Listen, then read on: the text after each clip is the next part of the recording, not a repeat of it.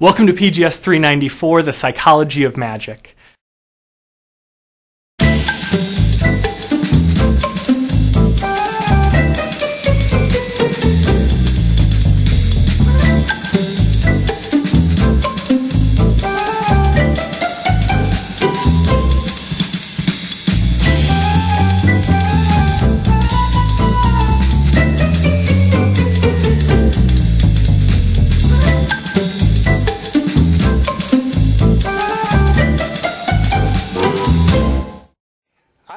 My opinion is distinctly that neuroscience and conjuring actually complement one another and can do so very efficiently. He discussed perceptions as analogous to hypotheses. So hypotheses attempt to make sense of imperfect data. You collect some data, you have sort of an idea of what you should see there, and you either see that thing there or you don't. The same is sort of true of perceptual processes. The data can be considered to be this raw sensory information, and your expectations are sort of the hypotheses. You expect to see something, and so you're testing that expectation against what's being presented to you in the environment. And you could be wrong about it. You can almost feel it happening. So here's a classic illusion called the Necker cube.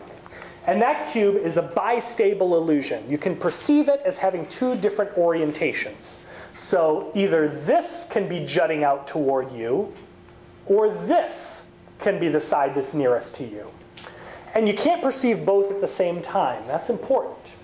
So this image is falling on your retina. It's creating a pattern of activation in your brain, and you have to interpret that pattern. And you can interpret it in one of two ways. That being this side being nearer to you or this side being nearer to you. And given the hypothesis you're operating under, that's your perception at that given moment. And you can feel yourself bouncing between perceptual hypotheses. Hopefully, can you get it to flip back and forth for yourself? One interpretation to the other? One of the things that I think is hilarious about magicians is magicians often, certainly mentalists, can be very skeptical, very cynical even, not even really skeptical, but cynical. And they'll go, I don't believe anything unless my senses prove it to me. What a wonderful idea. What do you do for a living? I use people's senses because they're unreliable. Well, philosophically, don't you have a problem with that? Because if you measure the world by your senses and you use as your job, you fool the senses, maybe there's a disconnect. So for me, I like to kind of walk a little bit in both worlds.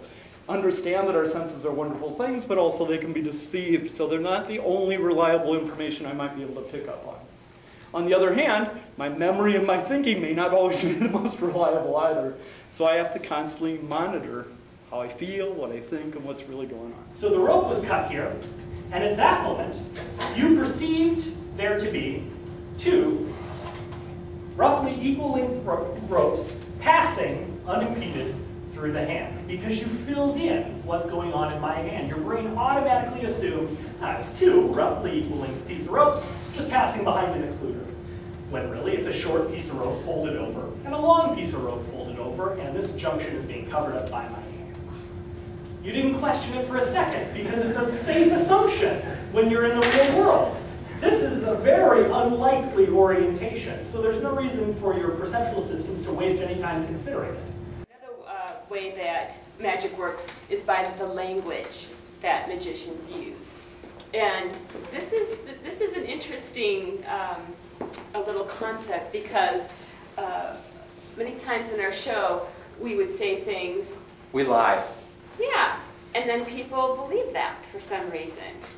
Or I would say, well, you know, Roland, he's so handsome, and this, and debonair. That's definitely a lie. And at the end, women come up, God, Roland, he's so handsome. It's funny. And debonair. The exact same words. We're trying to rewrite history in present terms. So another thing was we'll say, pick a card, and there might be 5 cards, and you pick one. But when we'll say it later, she could have picked any card. Then when you go home and tell your friends what you saw, you know, she just thought of a card, and they had it. But that's not what happened at all. We lied. We planted seeds in language terms so that you'll repeat it later and make it bigger than it really even was. Let's link. The best magicians do magic that gets better with time, like the fish storing of magic, right? And I've had people come up to me and swear that I did magic that is not humanly possible. Of course, I never correct the record.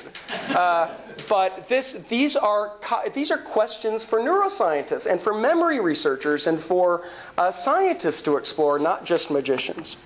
So I truly hope you enjoy this course. You're certain to come away with a few things. An increased awareness that your perceptions and cognitions are fallible, an increased appreciation for the art of magic, and a few tricks up your sleeves.